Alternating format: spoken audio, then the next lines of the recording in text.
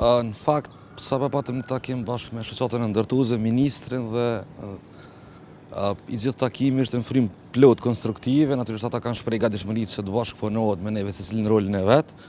Kuptohet që ne kemi thonë edhe më herët se partneriteti ynë është i padiskutueshëm, kështu që edhe nga ana tyre dhe nga ana jonë secili jemi në rolin tonë, kështu që do të vazhdojmë bashkëpunojnë kuptimin e kontributit të çështjeve të sigurisë në punë. Do të thotë çështjet ligjore të implementimit saj nuk diskutohen, por duhet vazhdohet kuptimin e një bashkëpunimi plot që të dy palët të kuptojnë rolin e vet me qëllim që punëtorët tonë të mos ndodhen në situatë të tilla siç ka ndodhur deri më tani.